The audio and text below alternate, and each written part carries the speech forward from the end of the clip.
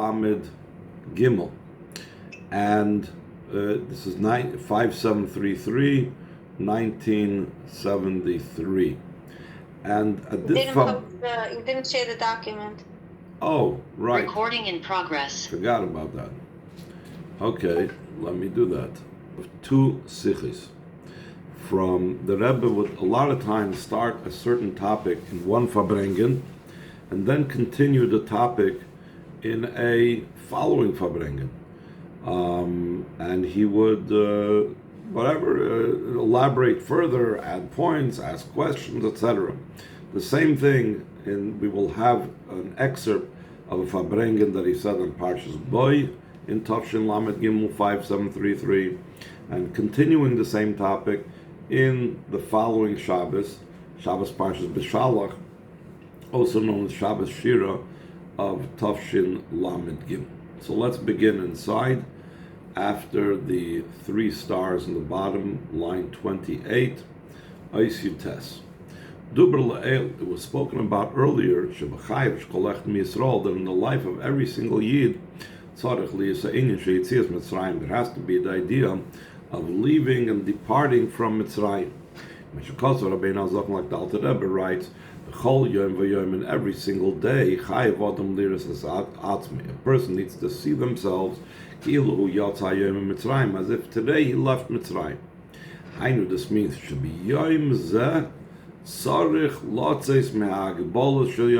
in this very day, one needs to leave the limitations and boundaries of this day, and to place oneself beyond these limitations.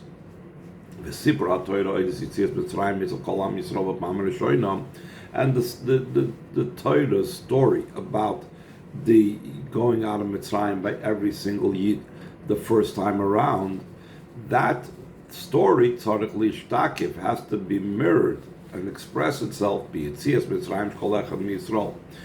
leaving of Mitzrayim of every single Yid,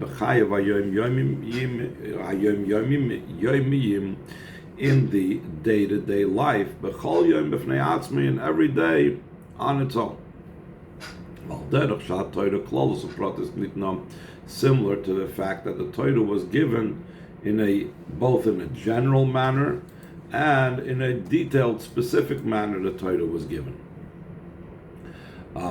V'chol mitzvah klulim mikol mitzvahs. Every mitzvah includes in it all the other mitzvahs.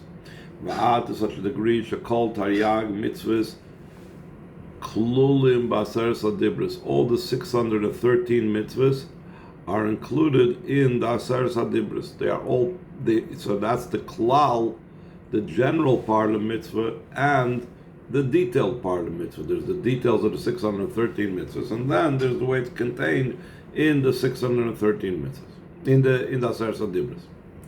Skip the parentheses. We say them as even more so. Baal Shem Tov says, they are all included in the first statement of Anochi Havai Lekecha. Skip the brackets to line 4. Until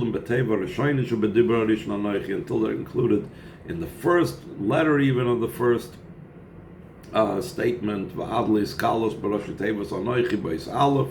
and to such a degree that it also it's included in the Rosh Tevis of the letter Aleph of Anochi. In other words, the whole 613 mitzvah Torah is included in the Aseres HaDibros, and the Aseres HaDibros is included in the first Dibur of Anochi Hashem Lekecha, which is all included in the word Anochi, which is all included in the letter Aleph. Shalchein Masri Hudim Nafsham Shalimud Aleph Beis Shal Yaldi Yisrael Yaskon Mekametz Aleph. That's why Yidden would totally have self-sacrifice, that when we begin to learn with a child, we learn with them from the words Kametz Aleph Kivin Shezoy Hachana, instead of the modern Hebrew way of learning where they don't separate the nekudos from the letters. Kivin Shezoy Hachana, since it's a preparation, Kametz Aleph because this is a preparation, there should be the Kametz Aleph of I am Hashem your God, the Kametz Aleph of Anochi Havai Lekecha. But back to the point that the Rebbe is trying to say over here. The Kivin Shemitzinu B'Yitzias Mitzrayim, since we find when the Yidden went out of Mitzrayim, Bnei Yisrael Yotzim B'Yad Roma, that the Jewish people go out with an outstretched hand, an outstretched arm of Hashem. Skip the parentheses, are removing it's understood Shakadosh Baruch Hu Doirish Miyehudi, that Hashem demands of a Yid. When Hashem demands and asks something of a Yid, He also empowers us to do what we have to do. That his effort with himself, to leave his own boundaries and limitations. It should be in a joyous manner, in a way of gladness of heart. It should be with an outstretched arm. This expresses itself in the idea of song. Like we see, when the leaving Mitzrayim was in its completion, in other words, the complete ending of the going out of Mitzrayim, Pesach, on the 7th day of Pesach. Why do I say that then it was completed? Because up till then they were still being chased by the Egyptians, they were still a power, they weren't completely destroyed. When did it completely, the wholeness of going out of Mitzrayim take place? Skip the parentheses. Hisbata Adover Be'inyan Ashira, when it reached that time of completion by Shvi Shal Pesach, that expressed itself in the idea of song. Oz Yashar Moshe Bnei Yisrael. Then Moshe and the children of Yisrael sang. Concerning this, the Gemara Masechet Sanhedrin says, Shor Noloy Namar Ela Yashir. The proper grammar should have been Oz, then Shor Moshe Bnei Yisrael. Moshe Rabbeinu Bnei Yisrael sang in the past tense. It doesn't say Shor, it says the word Yashir. They will sing. Lashon Asid in the plural, but Chiyas HaMesim. So the Rebbe says there was a Shira when the Yidden went out of Mitzrayim. There's the ultimate Shira by Chiyas HaMesim, but there's all this time in between that we are still re-experiencing all of this. Line 15, in time and in the meantime. When there's by a Yid, the idea of going out of Mitzrayim every day, as we mentioned before, that every Yid has to re-experience the going out of boundaries and limitations, just like the Yidden had gone out of Mitzrayim. It has to be in such a way that they're going out with an outstretched arm or an upraised hand. Like we said earlier in the Farbrengens, his devotion, his self-sacrifice is not that he sighs and he krechzes on the fact that he has to have self-sacrifice. It's the opposite. He does it with joy and gladness of heart. He is joyous by the fact that he has an opportunity to devote himself for something good. Not only does he say it in a speech that he's happy and excited about it, but the matter has to also express itself in song. Because how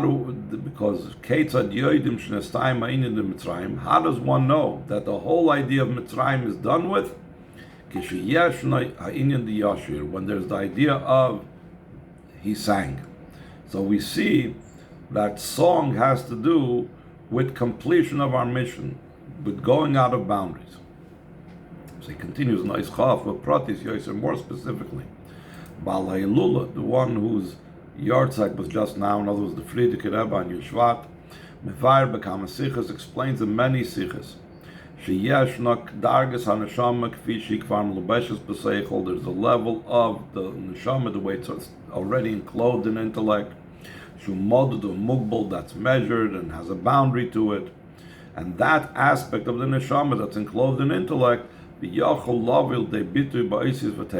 can come out and become expressed in letters and words.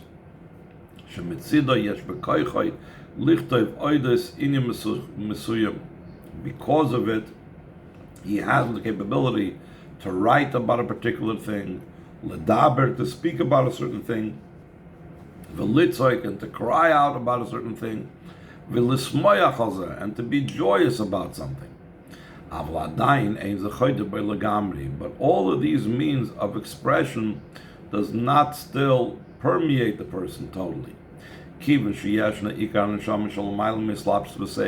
there's the core and the main part of the neshama that's beyond being enclosed in the intellect. Therefore, it cannot express itself in letters and words. And that's the advantage and the idea of song. In song is expressed the entire neshama and the primary level of the neshama. It cannot become expressed in limited letters and words. This unlimited part of the soul, this essence of the soul, has no other choice how to express itself, and it's forced to express its feelings through song. And then the Rebbe goes on in line 27, in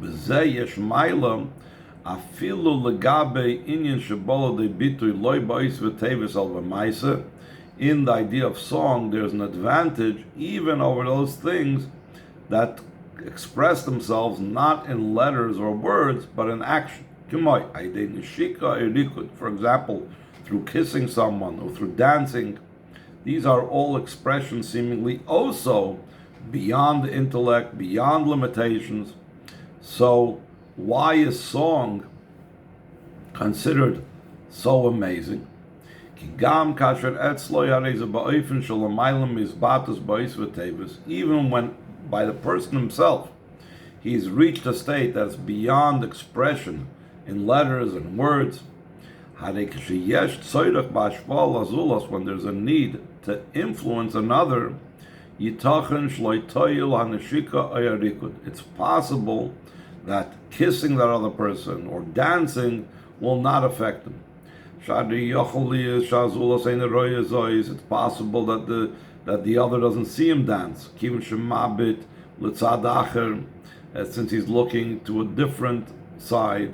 And then the Rebbe says parenthetically, there's an idea that's a person's kissing himself, whatever that means, not going to get into that, or he's kissing an inanimate thing, like it's brought down in Zoyar and other stories.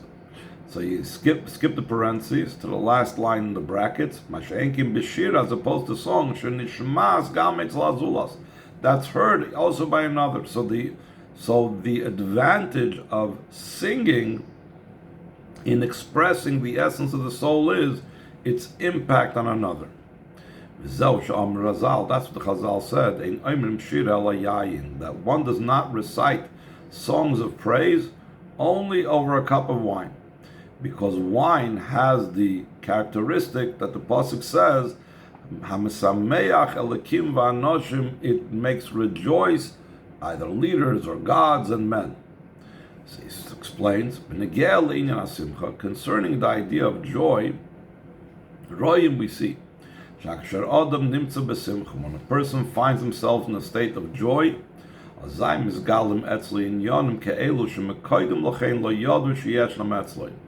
then it's revealed by him such matters that earlier than this, no one even realized that this person possessed, since they were concealed.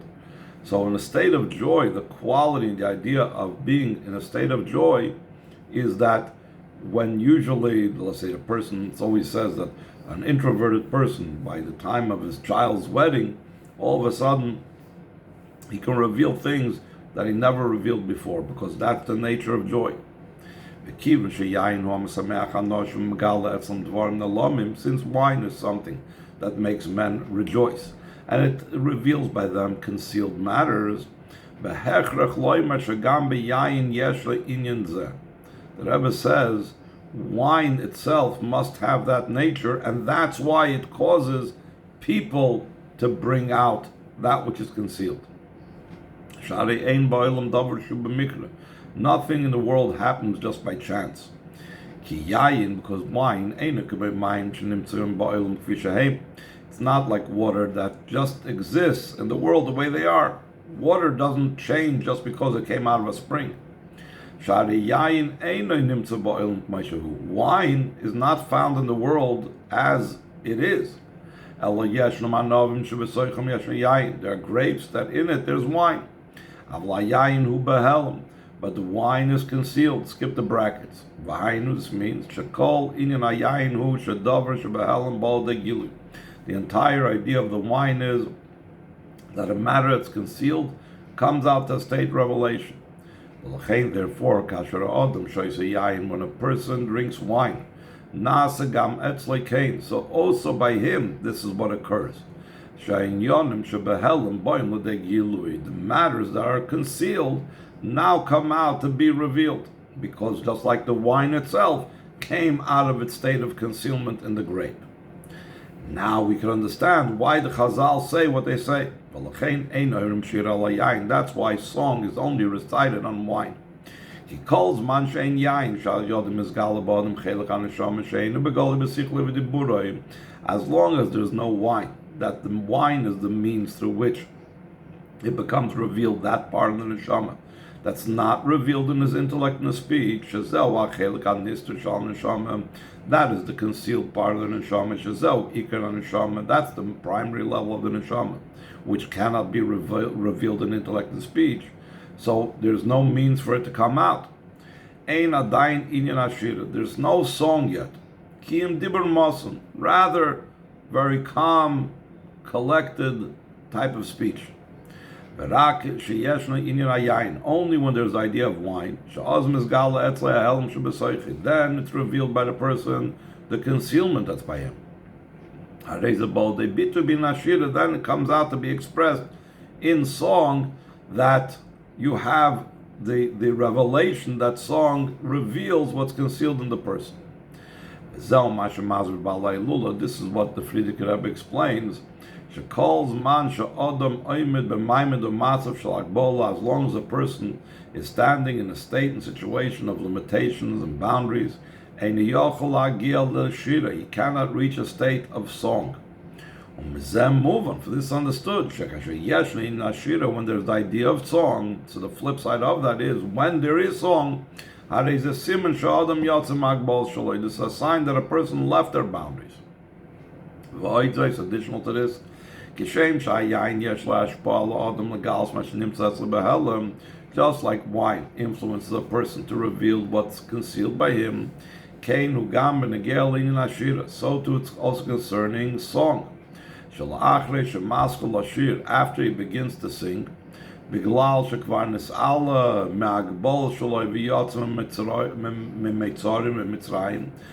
he was already elevated and ascended outside of his limitations, and he's beyond his Mitzrayim, is beyond his boundaries and constraints. So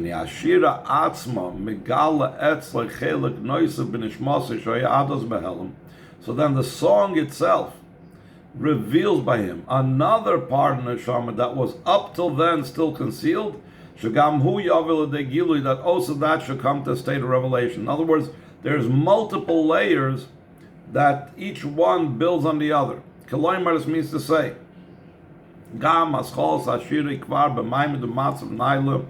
also the beginning of song is already in a state and high situation. You can't begin singing unless you're in an uplifted state of mind and spirit. So much higher than his ordinary situation, that he's in a mundane situation, an ordinary day. Once he already became elevated enough to start singing, so when he does sing, so then the song itself affects by him a great ascent. Also in comparison to the state and situation that brought him to song. The next part of the Sikha, the Rebbe is going to speaks. We're going to skip this, about the different types of songs with words, songs without words, and obviously the songs without words is even higher. But we're going to skip over now to the next Sikha from Shabbos Parshas Beshalach. And this begins in Ois Gimel, line 5. Concerning the idea of song, Duber Barucham Besvadas Hakademes in the previous Farbrengens, she's a Moira la Eifen Sheboy Tzarech Liyos Tzrichalios Klolos Avodas Hashem. This indicates the manner in which has to be the general service of Hashem, loy b'ofen stami, not just in a plain way, b'ofen shel simcha, but rather in a way of joy. Shari shira inyan simcha, because song is a matter, an idea of joy. Inyan zeh kosher and close hagisha la'avodah b'olam hazeh. This is connected with the general approach to the service in this world, b'ofen in such a manner shabasi legani, that I have come to my garden. Hashem says about this world that He came to His garden. That the world is called my garden, the garden of Hashem.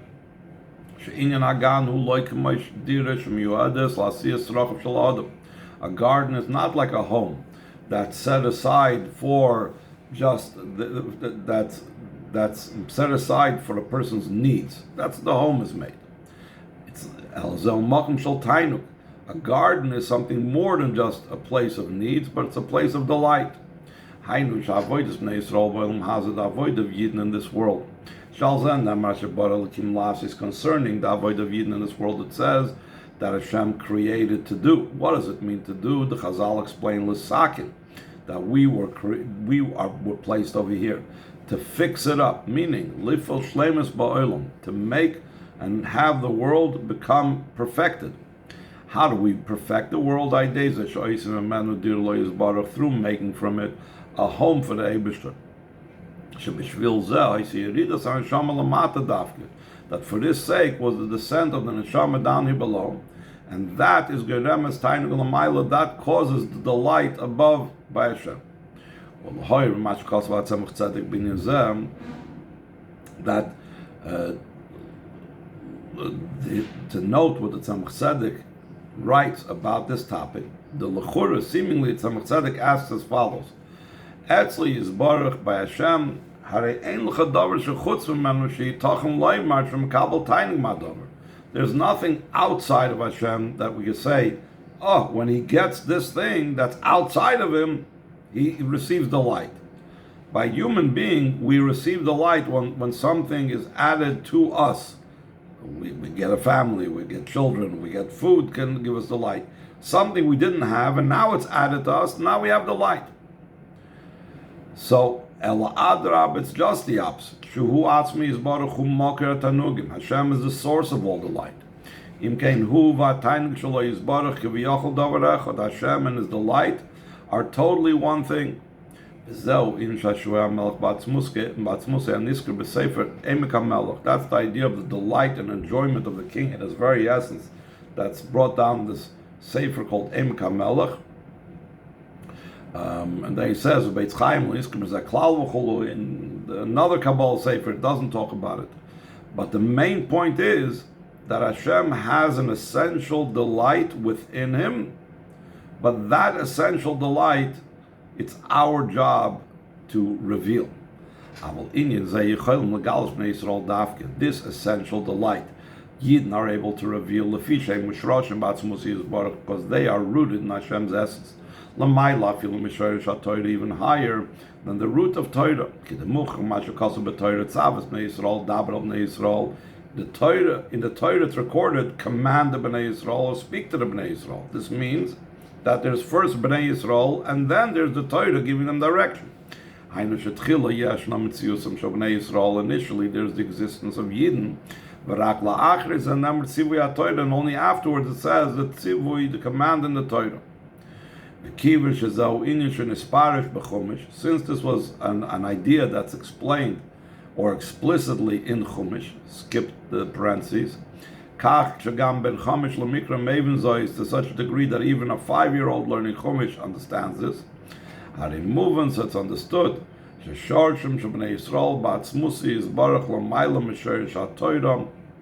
at the root of the Yidden, Hashem's essence, that's higher than the root of the Torah. Hu inyan shenimshach u'mezgala ba'ofen sheshayach al ben chamish l'mikra.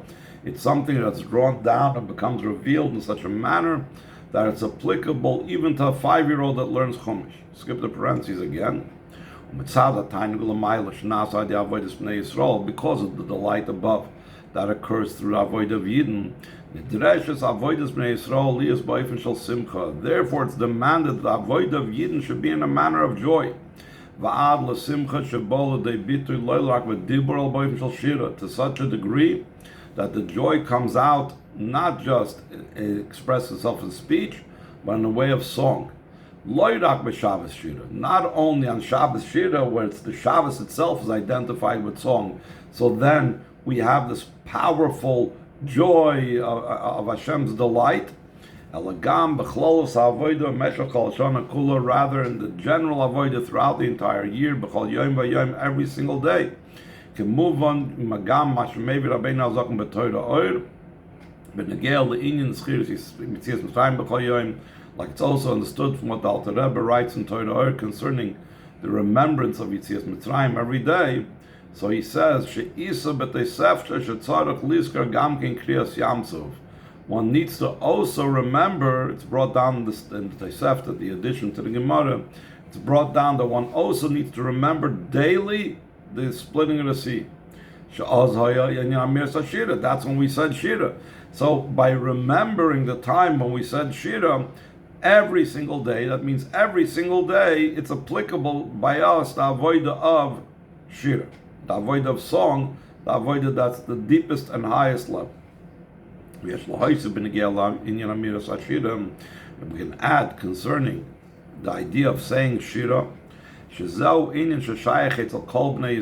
is something that's applicable by every single Yid. All the Yidden sang songs. Today we sang the Shira. The Gemara brings down that even a newborn baby and even a fetus in its mother's womb, they also recited Shira. That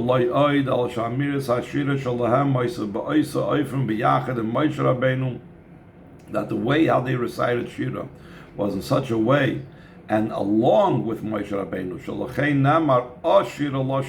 that's why it says, I will sing, instead of saying, no Shira, we will sing, it says, I will sing, because the Yidden and Moshe Rabbeinu, all the Yidden were on the same page, and sang the Shira all together.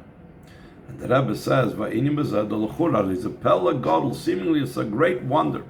Shetinik ben Yoimai, a newborn child, and a fetus in its mother's stomach, Amru Shira, they said Shira. Why does a person sing a song of praise and excitement? Because he sees a wondrous thing. It influences him and affects him very strongly. And it inspires him to say Shira. How does this apply to a newborn child and a fetus when it's still in their mother's stomach? Then the Rebbe says, when we're talking about a child in his mother's stomach, we could say, since a candle is lit on his head, and we teach him the entire Torah. So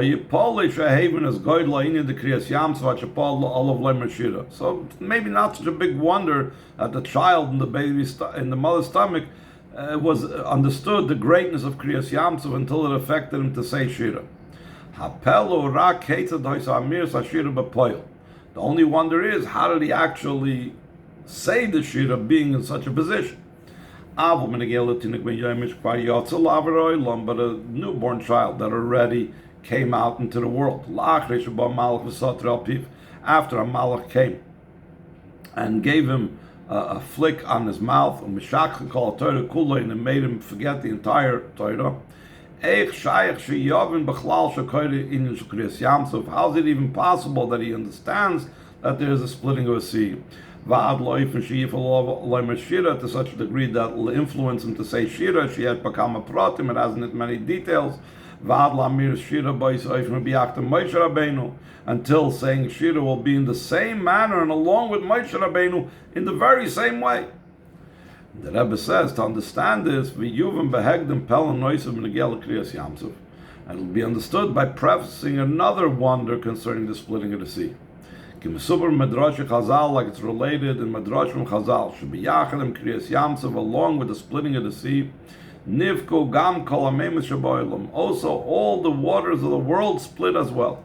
It's not understood. Why did Hashem need to split all the waters in the world? It says that Chazal teach us that Hashem does not do any miracles just for nothing. He only does a miracle as necessary. Seemingly, that a cup of water in America should have the split in the middle of the water because in the Yam Suf there was a split of water. Seemingly, it's completely unnecessary. Why would Hashem do such a mess? The idea behind this is, like explained in Chassidus, the idea of the splitting of the sea down here below,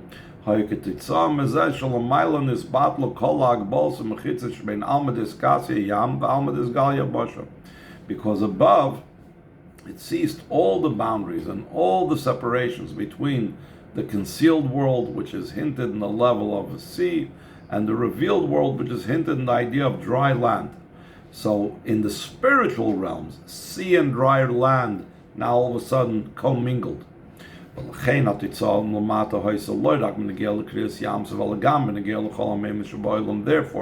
the result of this down here below was not only that the sea by Yam Suf split, but all waters separated, split, and you had this appearance of dry land in the waters. So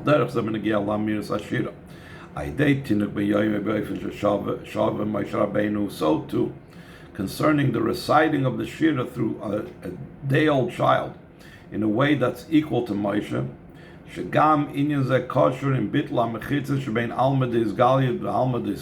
also this is connected with nullifying any separations between the concealed world and the revealed world. Because the root of the neshama of Moshe Rabbeinu was from the concealed worlds. Skip the brackets to line 20, end of the line.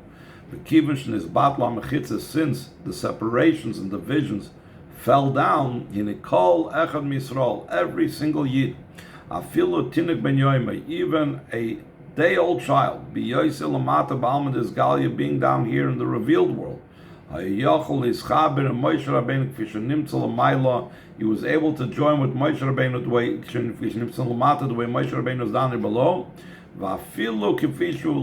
and even the way Moshe Rabbeinu is above. So this, the Rebbe is going to say, what took place with this child is actually a lesson for us in how we have to deal with children in Yiddishkeit. This also becomes a lesson to all generations, even these days. Like it's also hinted in what it says, then they will sing in the future tense, which means not just then when Mashiach comes, but then all these times, all these days, we have to do Shira. Call Echad Misrael, every single Yid, regardless of what state and situation he is, even a day-old child, physically or spiritually, that didn't begin to do anything. Since he's rooted in Hashem's very essence, so every single Yid has all matters. To such a degree, you could say song along with Moshe Rabbeinu, like by the splitting of the sea. Therefore, when we demand of someone to go and to occupy themselves with another Yid, we have to know that surely you can influence him. When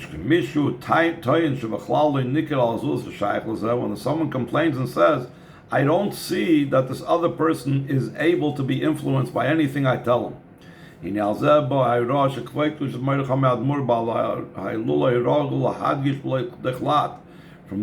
this comes the directive that my father-in-law, the one whose yahrzeit was in Yud Shvat, what customarily used to emphasize out of passion, al tabit al marehu, do not look at what he seems to be like. Al tabit al love kvishanir b'chitzonius, do not look at him the way he seems externally. Kivin she'ein zenegei klal, it doesn't matter at all what he's like externally. The main thing is the inside. That's his godly soul. That is the main part and the essence of his being. Though it is his second soul that's in him, it's not his first soul, which is nefesh bamas. But mela, since his main part is his godly soul, if you will only be engaged with him, surely in 1 hour and 1 moment they'll be successful to influence him. And the last page that Rebbe says, this is also added idea that both of that says when a rich man and a poor man, even rich and poor spiritually, join and meet up, so then Hashem illuminates both their eyes. That the influence and effect on another will also assist his own service. Also,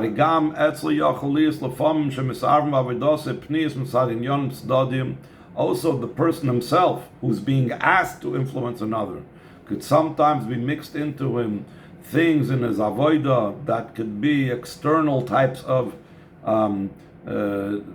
ulterior motives. Such a degree, the person that we are asking to influence the other person, he needs assistance as well. And where does he get the assistance from? This assistance comes about through being involved with another. And in this, there's also the lesson and directive from the general idea of the song. The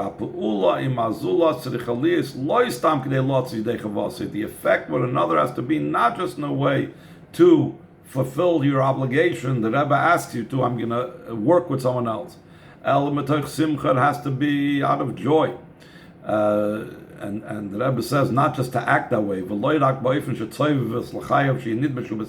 only does he wants to put color in his cheek, so he pinches his cheek, and so he looks like he's happy. He has to be truly happy till he gets to a state of joy that inspires him to song. Like we said before, that joy is what brings about the song. Till through this we merit that then they will sing in the future tense. It says, doesn't say he did sing, but they will sing. Here we see a Torah source for the resurrection of the dead. Won't be fulfilled the promise. They will awaken and sing those that are resting in the ground. And him he will be amongst them. Along with Moshe Rabbeinu. Instead of Shir Chadash in the feminine, Shir Chadash Lashon Zachar, it will be the new song in the masculine, which shows on something that remains and is strong. And all of this will be out of joy and gladness of heart.